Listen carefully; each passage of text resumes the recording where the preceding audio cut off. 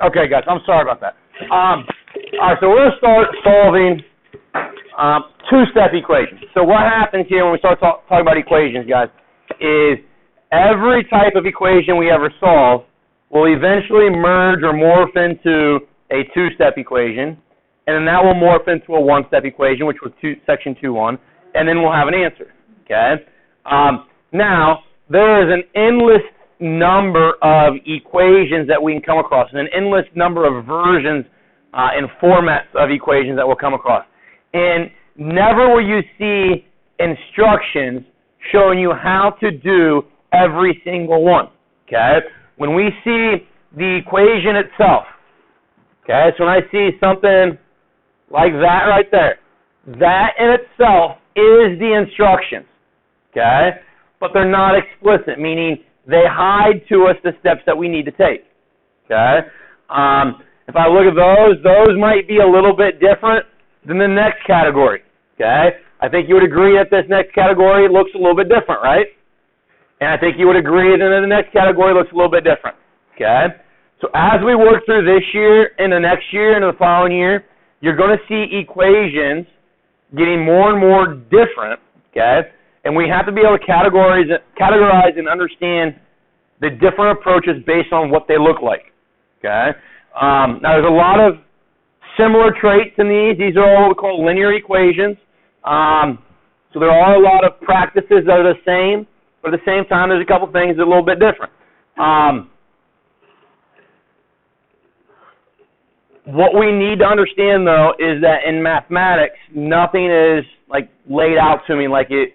You know, if I'm trying to fix, like an appliance, let's say my washing machine breaks at home, and I don't want to spend $1,000 to go buy a washing machine. I just rather wear dirty clothes. Okay, but I need to fix my washing machine because my wife doesn't want to wear dirty clothes, right? So I go fix my washing machine. How am I going to learn how to do that? I go on YouTube, and I see steps for. I type in my problem, what's wrong with this type of washer, this is what it's doing, and I can Google or whatever YouTube videos that shows me this is the steps you need to go through to fix it, right? And I can do that. And I don't even know anything about electronics and how the circuitry and all the different interactions and activities that washing machine does. I can just follow the steps that the person in the video is telling me to do, right? And I can maybe fix my washing machine. But they tell me, they lay it out. This is what you do first. This is what you do second. This is what you do third. Our algebra questions are not going to do that. Your geometry questions next year are not going to do that, okay? They do not lay out, this is what you do in this question first, and this is what you do then second. If it did, everybody could do the math, right? Okay, everybody can be shown kind of, you hear me saying monkey see, monkey do, okay? If I can be shown every single step and told every single step what to do, then obviously I can do it, okay?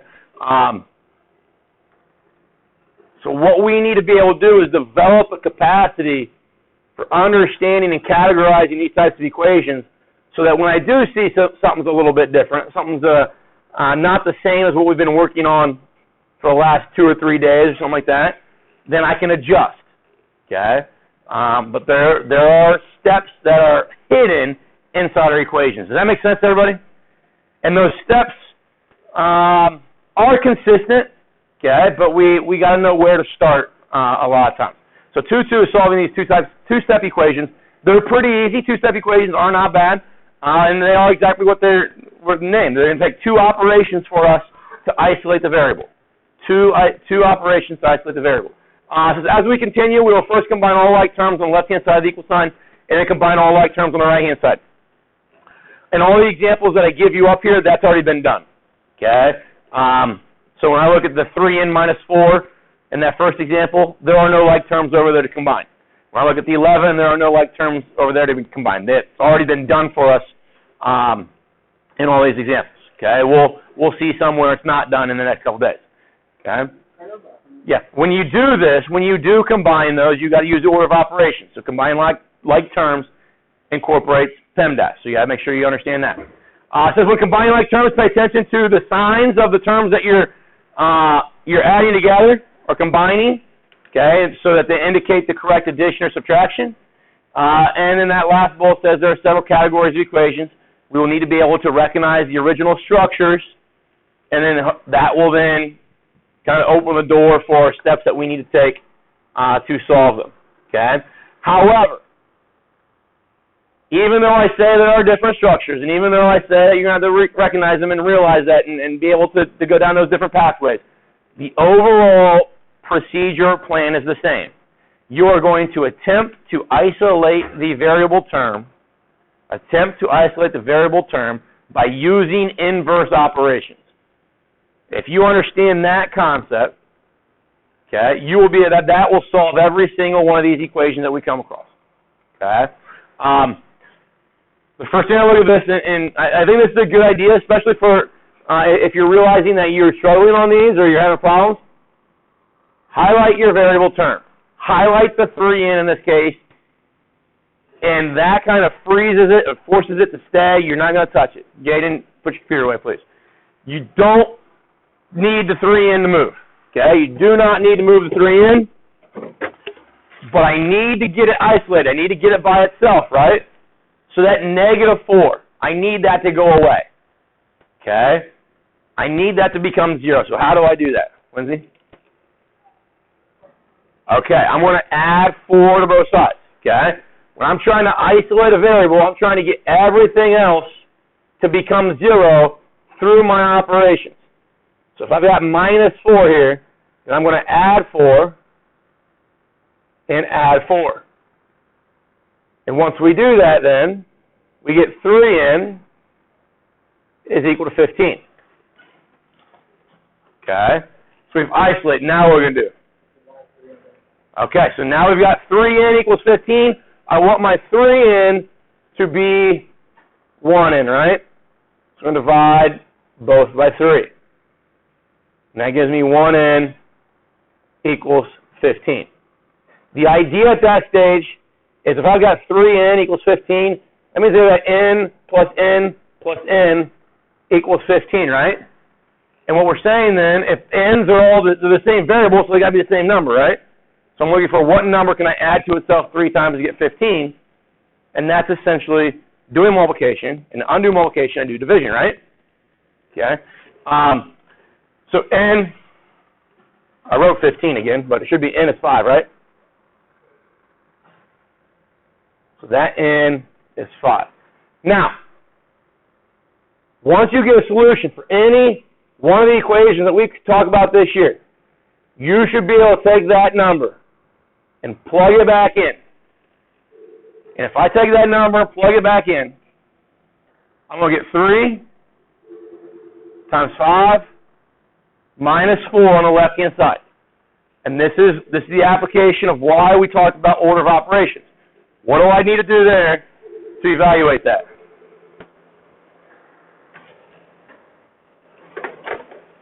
What do I need to do there to evaluate 3 times 5 minus 4? What do I do first? 3 times 5. So I get 15, and now I got 15 minus 4 turns into 11, right? Which is the 11 on the right-hand side. So we get 11 equals 11 here, and that's verification that we have done everything correctly. Okay? Regardless of what class you're in, whether it be math or science or whatever, you got an equation, you get an answer, you should be able to take that answer and plug it back into the beginning, what you started with, and if you get a true statement, it tells you your answer is right. Okay? Eventually, we'll see that there are more than just one. Some types of equations might have 2 or 3 solutions or 4 solutions, maybe an infinite number of solutions. But we should be able to plug all those things back into the original and see if we get true statements back. Is that okay? So let's look at this next one.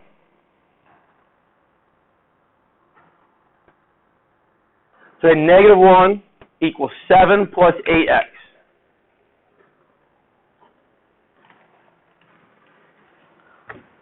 I'm going to highlight the variable term. Now, when I do this, guys, the assumption is that this has already been, all my like terms have been combined, right? Okay, so the 8x, maybe in the step before that we're not seeing up there, maybe it was a 2x plus 6x plus 7. Does that make sense?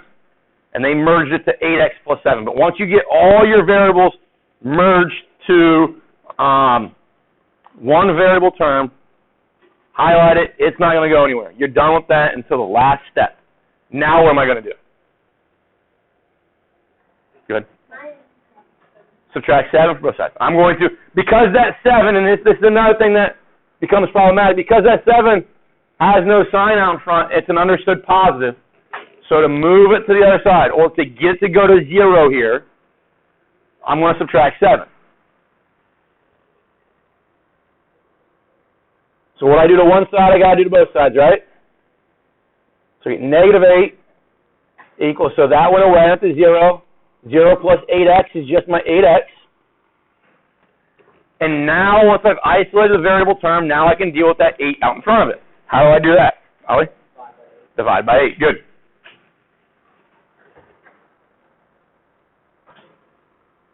So then I get x to equal negative 1. Is that doable? If I take that negative 1 and plug it back in the beginning. Okay, take the negative 1 and plug it back in at the beginning. I would get negative 1 equals 7 plus 8 times negative 1, right? Order of operations there tells me to do the 8 times negative 1 first. What's 8 times negative 1? Negative 8. So I got 7 plus negative 8, which is just 7 minus 8. What's 7 minus 8? Negative 1, which is the left-hand side, right? So I know by plugging back in that I've got the right answer. Do that one on your own. Do 4b plus 6 equals negative 2.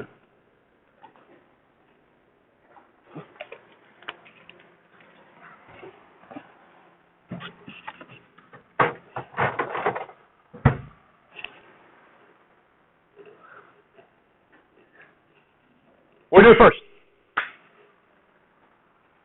Travis? Subtract 6 from both sides. So we need this to go to 0, right?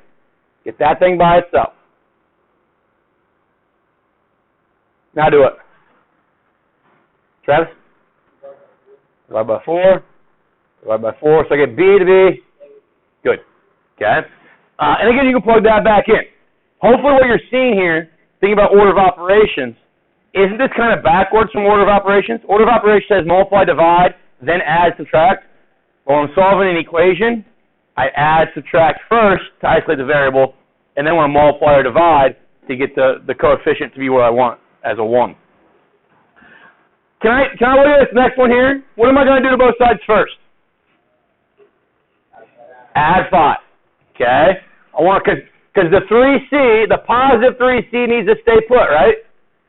And I like the idea of trying, people say move the negative 5 to the other side.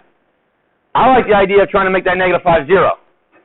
Make whatever constants are up there, whatever numbers are non-variable, how do you make them go to 0 through addition? Well, here I have to add 5, right? If I add 5 here, that goes to 0. Add 5 over here, that goes to negative 9. Now what? Boston? Divide by 3. So now I get negative 3 is equal to c, right? Did anybody do this or think about doing this? Negative 14 is equal to 3c minus 5. Can I do that? I can use the commutative property to move terms around if I want to. And now that might make it more obvious that I have to add 5 to both sides before I do anything with that 3. Okay? Hold on to that handout. We'll finish up that tomorrow. There is an assignment on Math Excel. They called it 2.2 Day 1, where it's just questions like those 4. You should be able to knock that out. Shouldn't have too many issues, I hope, with that. We'll talk about anything tomorrow that we need to, and then we'll move on with those notes. Okay. Have a great rest of the day.